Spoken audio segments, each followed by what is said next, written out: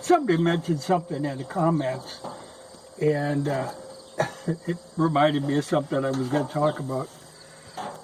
He said about, ATF showing up at your door after you have bought a gun and demanding to see the gun to prove that you aren't a straw purchaser. Well, I saw a video, and I don't really recall where this was. It was a while, maybe a week ago. I've been out on the road really the last 3 days, so I haven't really done any videoing. But there was a clip of an incident that happened because of this kind of tactic. And I think there actually is a court case going on about if it's legal for them to do this, because it's a risky, a strange operation. Because really what they're doing, if they come to your door demanding that, they're in a way accusing you of being a gun runner, sort of, that you're buying for criminals. Anyway, this clip showed this instance where this guy who claimed to be ATF shows up at a guy's house. No uniform, no badge, doesn't give him identification. He just said, I want to see that gun that you just bought.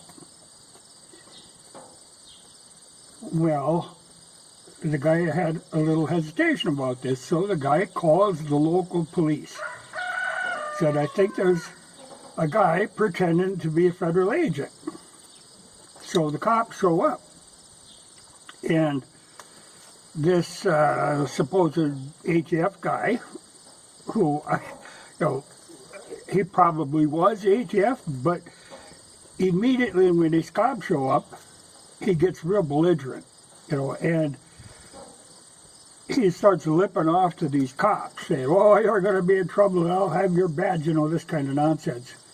It's just exactly the kind of thing you shouldn't be doing to a cop in that kind of a situation. But, so the cop tells him, get your hands in the air. Then he tells him, get on the ground. And that ATF guy, or supposed ATF guy, refuses to get on the ground. Well, finally, they get him down, wrestling him around. He's not cooperating by any means.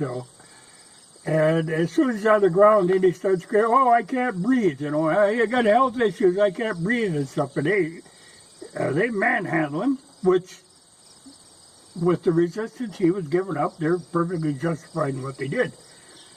And then they finally got the cuffs on him. But the guy had absolutely no respect for the local cops, none at all. So I can see where, I think now that guy is suing them for excessive use of force kind of thing. But they did exactly what they had to do. The guy could have cooperated with him and shown him his ID and stuff. But what they're trying to do is come up with a better way of doing it, because this is a very chancy thing to be doing, going around knocking on people's door and let me see your gun, But they think that they have a right to do this, though, they really don't. But they were going to try that it should be run through the police department. You have to have the cooperation of the police department if you're going to do that. And you'd have, better show identification, that sort of thing. The whole thing sounds kind of spooky to me. I don't like the idea of them doing it at all, and I can't see that I would cooperate with that. I can't imagine it. But I think it's mostly what they're going after is new purchases, which in theory they don't have a record of, but of course they do, and so real chancy.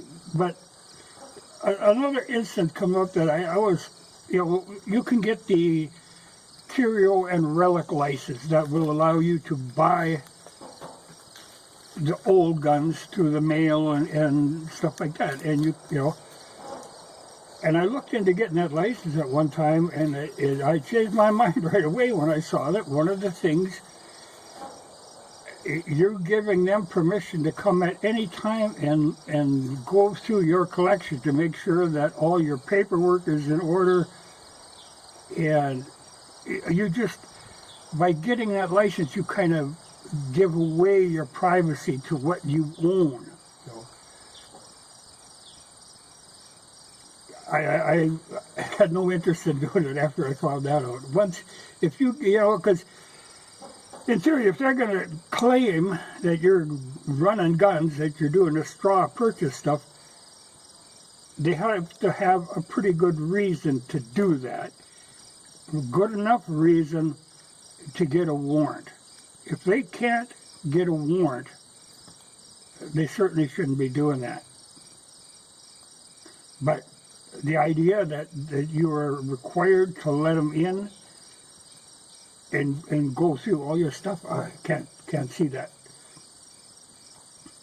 So the guy did the right thing in calling the cops, because, like I say, you have no idea who the hell this is, just demanding to see this gun.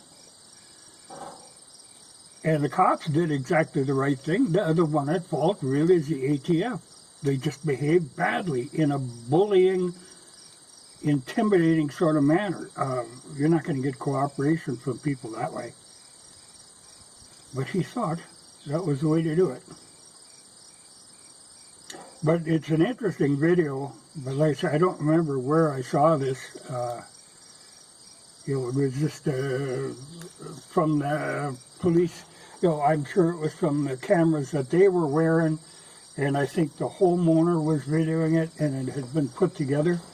But the way the ATF guy acted, he was asking for everything he got, but then he's laying there, I can't breathe, got health issues. All he had to do was put his hands up, get down and show him his ID, but he wouldn't do it, So, yeah, I would certainly hesitate if somebody comes up, even somebody in uniform demanding to see a gun that I have. I can't see me going along with that. They'd have to have a damn good reason. Like I say, they would have to have a warrant. I'm not going to volunteer that sort of thing. But that's that curio and relic license. That's what stopped me from wanting to get that. As soon as I read that part, that then they have, they don't need a warrant. They have an open invitation to come and look at your collection anytime they want, and you better have the paperwork.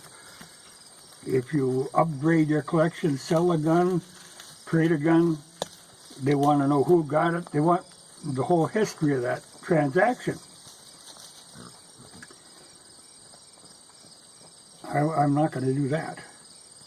It's not worth it for that, just the ability to have a gun shipped to you through the mail. That didn't appeal to me. But that's the way they work. But yeah, I would think anybody buying a new gun have to keep that in mind, that you could get a knock on the door from somebody claiming to be ATF, but that don't mean they're ATF. So they were trying to come up with some better system of doing this, but I can't see a better system of doing this. You would have to have a lot of cooperation from different agencies to do it legally, and even then you're taking a hell of a chance, because like I say, you're going in there, you're doing that, you're accusing somebody of a federal crime, that you are gun running. That's a pretty big step with no evidence. But I can see it's different if a gun that is registered in your name is used in some robbery, and they have the gun and it's registered to you and you don't have a police report on file that it was stolen, okay, then they can easily get a warrant and they have every justification to talk to you. But just coming out of the blue, just the fact that you had purchased a firearm, and I believe this was a shotgun this deal was over, to go around just doing a little survey to see if this gun is in your possession. No, it ain't gonna fly. But it was one of the funniest videos I've seen for a long time. That ATF guy got exactly what he deserved. But like I say, he's trying to sue them, those cops, but the tape that I saw, the cops are completely in the right for what they did. I mean, if that guy would have made a false move and they'd have shot him, because he kept, he'd get his hands up, and they'd, I got my ID, take your hands up. They didn't want him digging around in his pockets. Totally justified. If they had to shoot him, they had to shoot him. And I would have not been surprised if we got to that point. But he acted exactly the way nobody should act. And him claiming to be law enforcement, well,